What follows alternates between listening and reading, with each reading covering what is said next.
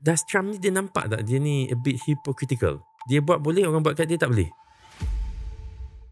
Kalau kita ingat, kita patah balik kan, dia masa tu dia ban TikTok.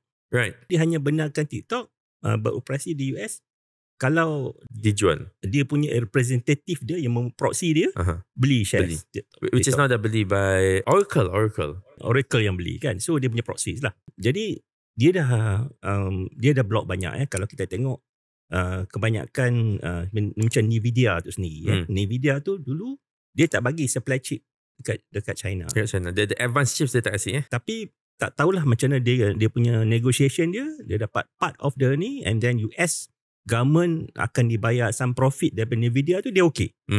So dia punya negotiation tu lebih kepada macam businessman lah. Kalau you nak berniaga tu, you kena bayar kat kita lebih, bayar pada government. So same thing kepada Intel, di mana CEO yang Malaysian born tu dan daripada Batu Pahat tu pun dipanggil. Ternyata dia tak bagi Intel tu. Tapi apa Intel dah cakap dengan dia kata, oh very interesting, dia kata.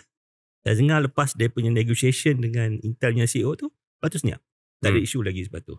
Jadi dia nak datang ni, dia bukan hanya sebagai businessman, tetapi nak tunjuk juga the power of US. Because dia tahu China very close dengan ASEAN. Tapi pada yang sama juga, Trump dia worried. Because bagi saya lah, sebab 3 negara dah join sebagai member of BRICS. Bukan as a foreign member, tapi kesatuan, iaitu Malaysia, Thailand dan juga Indonesia. Pada yang masa sama juga, dia pun nak jumpa, dia pun nampak banyak berbincang dengan Presiden Prabowo baru-baru ni kan. Betul. Yang masa di mana, di Timur Tengah, masa tanda tangan perjanjian antara Gaza yang pasal isu Gaza. Betul. Kan. Tapi Malaysia tak dijemput pun masa tu, tapi Indonesia ada pergi.